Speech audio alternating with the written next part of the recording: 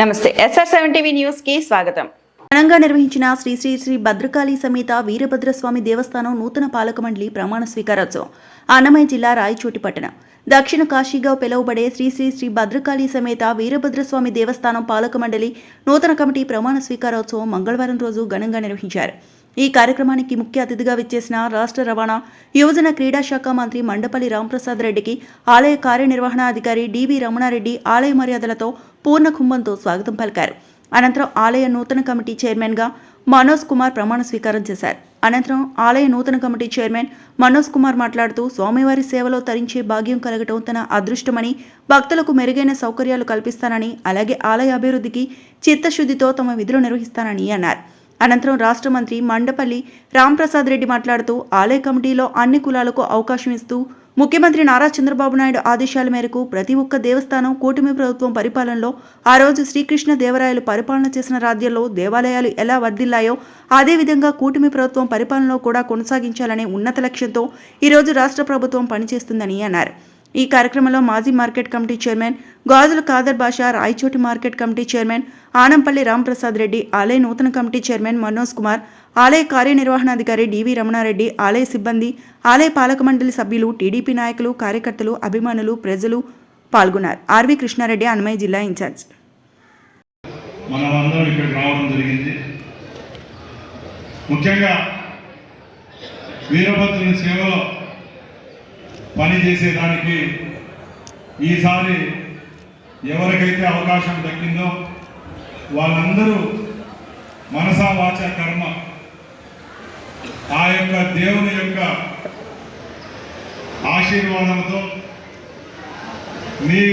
మీరు పదవిలో ఉన్న రోజుల్లో ఆ దేవస్థానం యొక్క అభివృద్ధి, అలాగే భక్తుల యొక్క కొంగు బంగారమైన అమ్మవారు, అలా స్వామివారికి భక్తులు సేవ చేసుకునే విధంగా అన్ని సౌకర్యాలు ఈ రాష్ట్ర ప్రభుత్వం ద్వారా కల్పించేందుకు మీ యొక్క సహాయ సహకారాలు కావాలని చెప్పి ఈరోజు ఈ పాలక మండలి యొక్క ప్రమాణ స్వీకారం ఘనంగా ఏర్పాటు చేసుకోవడం జరుగుతుంది. మీరందరూ ఆ భగవంతుడు అలాగే ఈ ప్రభుత్వం మీకు కల్పించిన బాధ్యతను తప్పకుండా సద్వినియోగం చేసుకుంటారని మనస్సాక్షిగా ఈ ప్రాంతంలో మీ అందరి ముందు తెలియజేసుకుంటున్నా. ఎందుకంటే అందరికీ అవకాశాలు రావు. ఈరోజు భగవంతుడు మీకు అవకాశం కల్పించిన అందరూ ఆర్థికంగా స్తోమతగా ఉన్న వాళ్ళే. దయచేసి తప్పకుండా మనం పనిచేసిన సంవత్సరం 2 సంవత్సరాలు మనకి ఏదైతే బాధ్యత ఉందో ఆ బాధ్యతను సక్రమంగా నిర్వర్తించుకున్నప్పుడే మనకు సంతృప్తి ఉంటుంది, 10 మంది మనుషుల దగ్గర కూడా మనకు గౌరవం ఉంటుంది. కాబట్టి ఈ అవకాశాన్ని మీరు అందరూ సద్వినియోగం చేసుకోవాల్సిందిగా మరొకసారి తెలియజేసుకుంటున్నా. అలాగే ఈ పదవులు లభించే వరకే మనకు రాజకీయం అవసరం. గుళ్ళో కాలు పెట్టడం నుంచి రాజకీయాలు అవసరం లేదు. ఎందుకంటే మిగతా కార్యక్రమాలన్నీ వేరే, దేవుని యొక్క సేవ వేరే.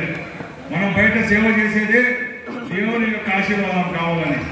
అదే దేవునికి డైరెక్ట్గా మనం సేవ చేసుకునే భాగ్యం కల్పించినప్పుడు మన మనసులో ఏదైనా కొడుతున్నా, మన మనసులో ఏదైనా కీడున్నా, 10 మందికి సహాయం చేయాలనుకున్నా కానీ ఒకరికి చెడ్డ చేయాలనుకున్న మనసులో తీసేయండి.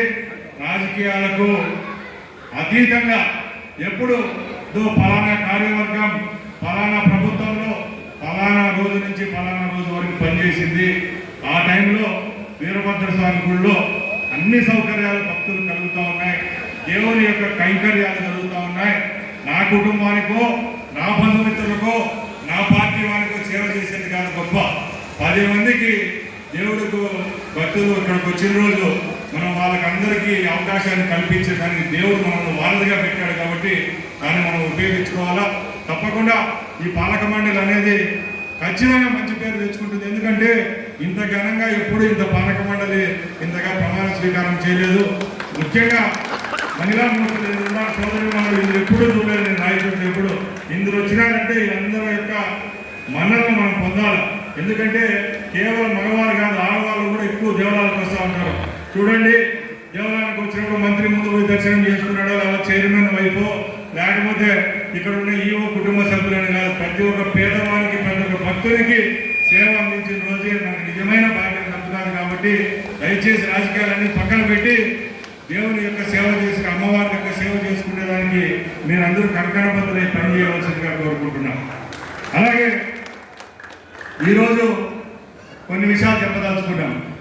ముఖ్యంగా కూటమి ప్రభుత్వం ఏర్పాటైన తర్వాత కేంద్రంలో నరేంద్ర మోడీ గారు, రాష్ట్రంలో చంద్రబాబు నాయుడు గారు, పవన్ కళ్యాణ్ గారు, అలాగే లోకేష్ బాబు గారి నేతృత్వంలో మంచి ప్రభుత్వం ఈ రాష్ట్రంలో ఉంది, కేంద్రంలో ఉంది.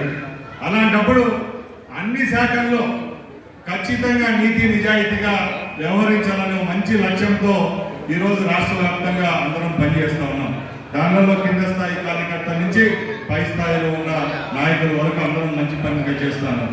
దానిలో భాగంగానే ఎన్నో రకాల సేవలు ఉంటాయి.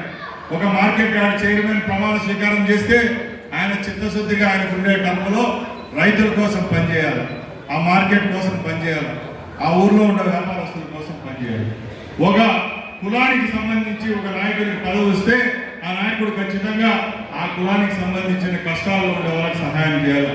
ఇంకో డిపార్ట్మెంట్కి సంబంధించి పదవి వస్తే ఖచ్చితంగా పదవి అనేది ఎవరికి శాశ్వతం కాదు. అది ఉంటే 2 ఏళ్ళు ఉంటుంది, 5 ఏళ్ళు ఉంటుంది, 10 ఏళ్ళు ఉంటుంది. బట్ కీర్తి అనేది జీవితాంతం ఉంటుంది. కాబట్టి భగవంతుడు మనకు ఆ శాఖలకు సంబంధించి మనకు ఆ యొక్క పదవి ఇచ్చినప్పుడు తప్పకుండా ఆ పదవికి వన్నె తెచ్చే విధంగా పనిచేయాలా.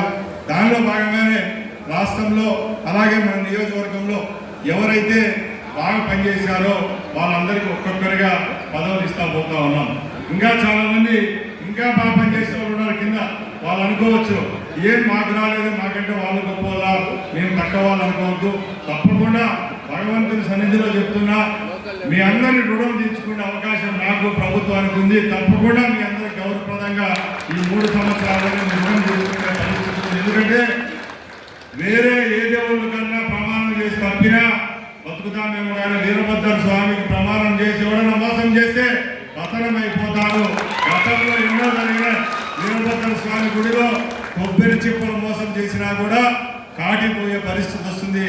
అదే సన్నిధిలో చెప్తున్నా, తెలుగుదేశం పార్టీ కార్యకర్తలు అలాగే కూటమి ప్రభుత్వంలో కష్టపడిన వాళ్ళకు భగవంతుని సాక్షిగా మీ అందరికీ న్యాయం చేసే విధంగా ఏదో విధంగా నేను పనిచేస్తానని తెలియజేసుకుంటున్నా. అలాగే ముఖ్యంగా ఈరోజు మనం ఒక దేవ కార్యక్రమం. ఈ కలియుగంలో పాపాలు ఎక్కువైపోయినాయి. గత 50 సంవత్సరాలకు ఇప్పుడు వెలిస్తే గుళ్ళు ఎక్కువైపోతూ వస్తున్నాయి.